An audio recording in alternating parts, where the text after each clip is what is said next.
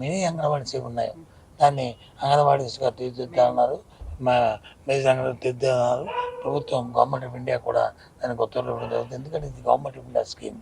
మా రాష్ట్ర ప్రభుత్వంతో పాటు కేంద్ర ప్రభుత్వం కూడా వారితో సౌజన్యం కూడా ఉంది కాబట్టి ఆ నిబంధనల ప్రకారం చూసుకొని అయితే ఇక్కడ వచ్చిన సమస్య అంతా అన్నిటికీ ప్లెయిన్ ఏరియా మన వచ్చి ట్రైబల్ ఏరియా అనే ప్రాంతాలు ఉన్నాయి.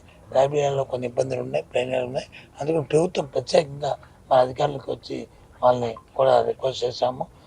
ప్లెయిన్ ఏరియాని అది టౌన్ ప్లెయిన్ ఏరియాకి ట్రైబల్ ఏరియాని 2 విధాలైన విధి విధానాలు రూపొందించి వాటి ప్రకారం వీటిని చేసి త్వరితగతంగా వాటిని ఏదైతే ప్రభుత్వ నిబంధనలు ఉన్నాయో దాని ప్రకారం అంగన్వాడీగా మెయిన్ అంగన్వాడీగా దాన్ని తీర్చిదిద్దాలని మరి స్పెషల్ సిఎస్ గారికి అలాగే కమిషనర్ కూడా మరి చెప్పడం జరిగింది.